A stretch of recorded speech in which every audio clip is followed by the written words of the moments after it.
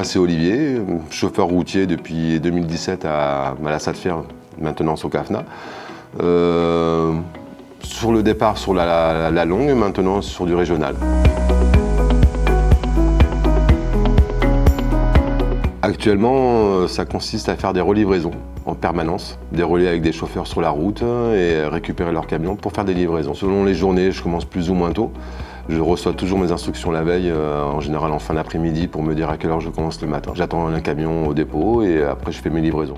Les chauffeurs de longue, ce qu'on appelle longue, ce sont ceux qui font le national. Moi, mon secteur, c'est plus les relivraisons. Donc c'est vrai qu'on reste plus sur Perpignan, les alentours, jusqu'à Béziers, Lézignan, Montpellier.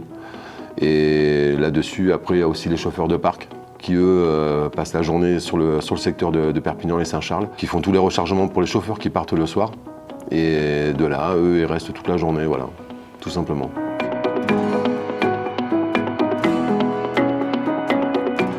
Alors ma journée type, en guillemets, il n'y en a pas vraiment. C'est aléatoire en fait par rapport à la permanence qui m'envoie les informations la veille.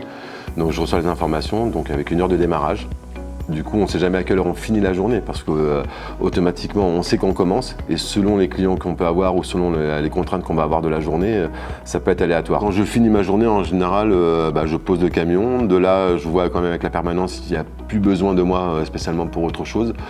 Et après, je rentre chez moi tranquillement. Voilà. Moi, je suis un quart d'heure du dépôt, donc je suis assez content de ça.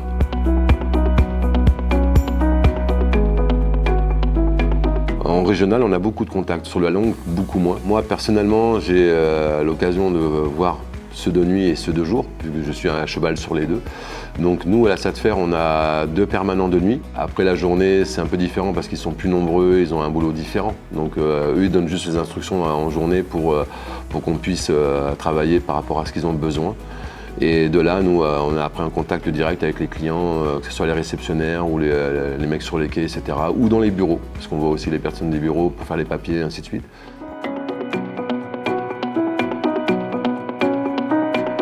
Alors pour tout ce qui est formation, moi je conseille aux gens d'aller voir le Pôle emploi ou le centre de formation le plus proche. Le permis, donc permis VL de base. Ensuite, il faut le permis C, c'est le permis lourd. Tout simplement, donc tout ce qui est petit porteur au-dessus de 3,5 tonnes. Et ensuite, il faut le EC, donc après tout ce qui est en semi. C'est quelque chose qui est peut-être impressionnant au départ parce que voilà, il y a des formations qui sont plus ou moins longues selon l'âge aussi des gens qui participent. C'est une base toute manière qu'on doit tout savoir parce qu'il faut tout savoir la carte de conducteur pour pouvoir conduire. Et après, il y a aussi les formations qui se greffent dessus avec la FIMO, la FCO, ça change régulièrement, mais bon, ça reste le même principe.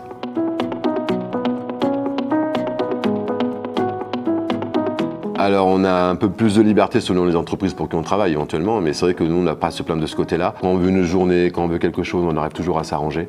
Ceux qui veulent faire de la longue ne rentrent jamais chez eux, mais bon, quand ils sont chez eux pour une petite période. Ceux qui font du régional comme moi sont tous les jours à la maison, donc c'est quand même plus pratique de gérer la vie de famille, ainsi de suite. Et il y a ceux aussi qui font du parc, qui eux ont des horaires vraiment fixes, 8h midi, 14h, 18h, donc eux, ils ont des horaires de bureau, voilà. Donc les horaires de ce côté-là, ça va bien, le salaire va bien aussi. Parce qu'on n'a pas un taux horaire qui est énorme, mais vu qu'on fait des heures, automatiquement on a des salaires, plus les frais de route, etc., qui permettent de s'en sortir correctement. Mais bon, dans l'ensemble, oui, on n'a pas à se plaindre et on a quand même pas mal d'avantages aussi, quoi.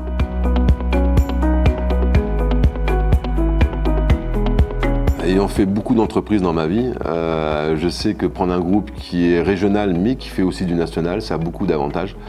On a quand même un grand patron qui est quand même proche de ses chauffeurs. Après, on a une garantie, on va dire une sécurité, mais en tant qu'employé, c'est important. Tous les mois, on a le salaire quand même qui est versé correctement aux mêmes dates, aux mêmes périodes. On n'a jamais de problème par rapport à tout ça. Donc c'est vrai que ça, c'est une sécurité qui est très très importante.